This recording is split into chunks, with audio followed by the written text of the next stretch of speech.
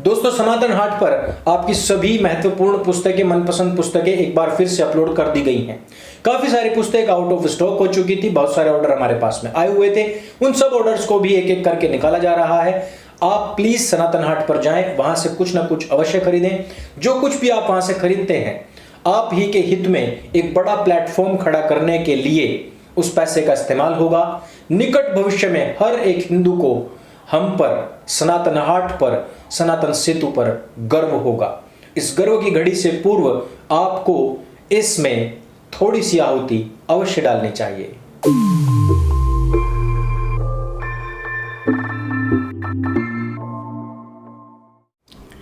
नमस्ते दोस्तों, आप सबका एक बार फिर से स्वागत है आपके अपने YouTube चैनल सत्य सनातन में। लिब्रांडो का दर्द ऐसा है कि खत्म होने का नाम ही नहीं ले रहा है। ट्विटर, जिससे कि अभी तक बहुत उम्मीद थी, जिसे लग रहा था कि अभिव्यक्ति की आज़ादी की रक्षा ये भारत के संविधान से ज़्यादा कर सकता है। शरिया के बाद में अगर कोई चीज़ ऐसी है जो महिलाओं को बराबरी का पूरा हक दे सकती है, जो महिलाओं को सुरक्षा दे सकती है, जो चीज़ महिलाओं को जन्नत में स्थान दिला सकती है, शरिया हुकूमत के बाद में केवल और केवल ट्विटर ही था।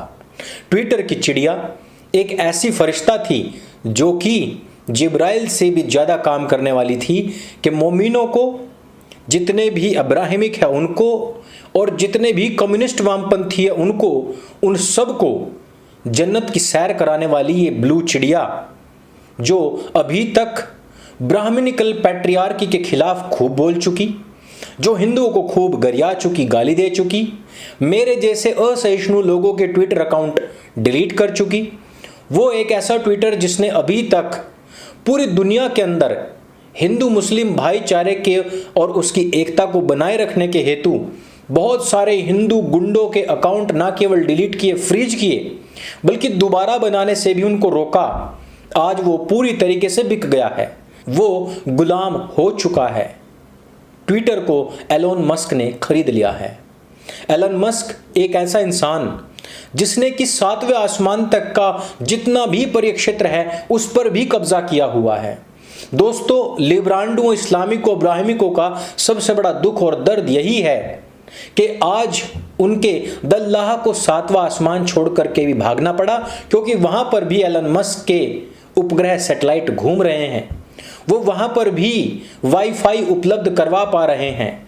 और सबसे बड़ी समस्या ये भी है कि जिन लोगों ने 72 हुरों के चक्कर में अपने स्थान विशेष के आसपास में बम बांधकर खुद को फोड़ लिया था, हालांकि इस्लाम में महिलाओं के लिए जन्नत का कोई प्रावधान नहीं है, लेकिन कराची में फिर भी एक महिला ने खुद को जन्नत की खातिर, जन्नत में 72 पुरुषों की खातिर खुद को उड़ा लिया, जिसमें कुछ चीनी और कुछ पाकिस्तानी नागरिक भी मारे गए हैं।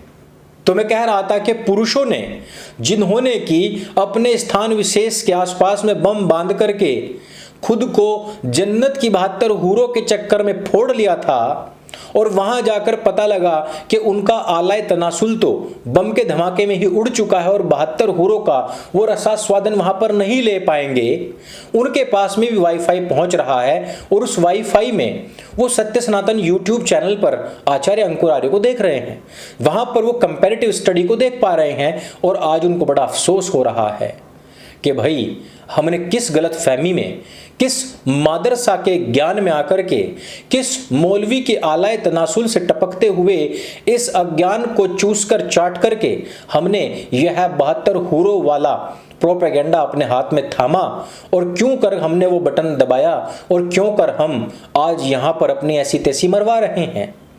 इस वजह से इब्राहिमिक रिलीजनों की इन सब कोल कपोल कलथाओं का जो भंडाफोड़ एलन मस्क ने किया है, 7वें आसमान को छोड़ करके उस तख्त वाले को भागने के लिए जो मजबूर किया है, इस वजह से वो पूरी की पूरी दुनिया का सबसे बड़ा काफिर है।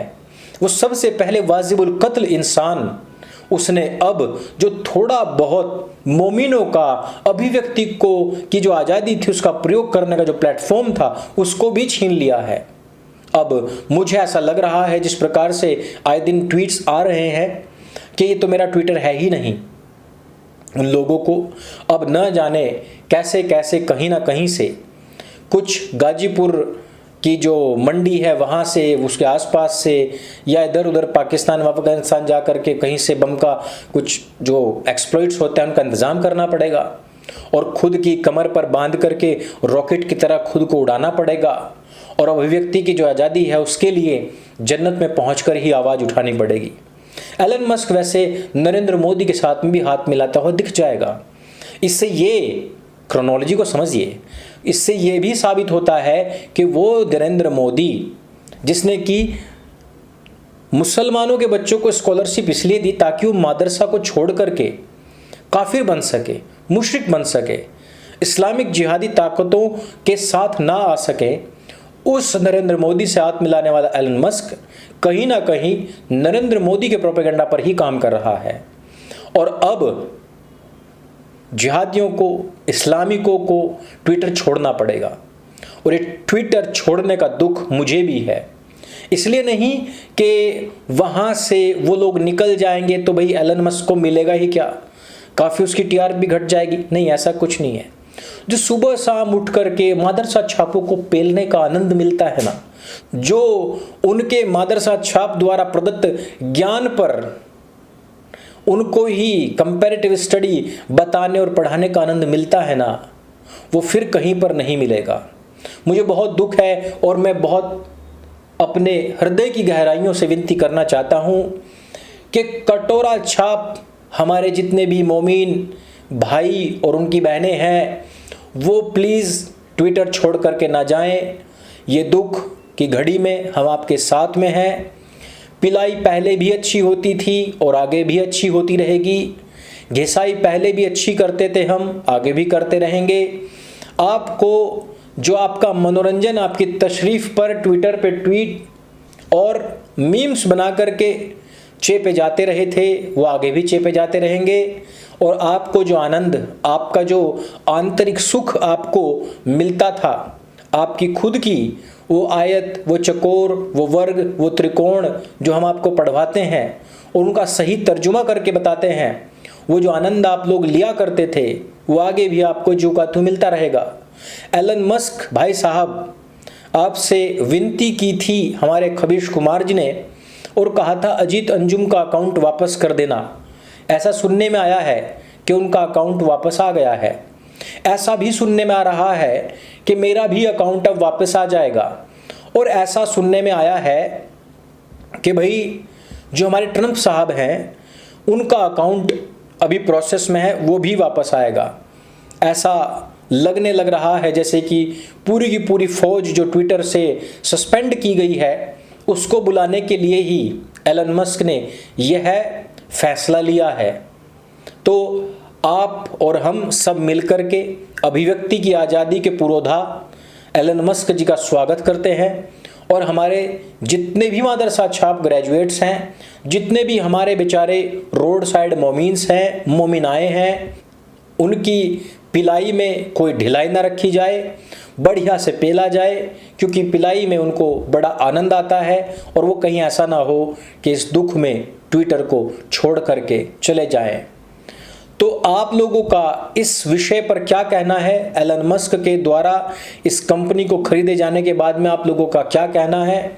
अभिव्यक्ति पर स्वतंत्रता आएगी अथवा परतंत्रता आएगी, इस पर क्या कहना है? और अभिव्यक्ति का, आज़ादी का जो सबसे बड़ा उदाहरण है अपने कैप्टन मोमो साहब के द्वारा दिया गया किताबे हवा हवाई, उसके विषय में आपका क्या कहना है? महिलाओं की आज़ादी के विषय में कैप्टन मोमो का क्या कहना है? जो हमने ऑलरेडी आपको बताया वो नीचे हमें कमेंट करके जरूर बताइएगा। यदि वीडियो आपको अच्छा लगे, जानकारी से भरपूर लगे, तो उसको सबके साथ में शेयर अवश्य करें।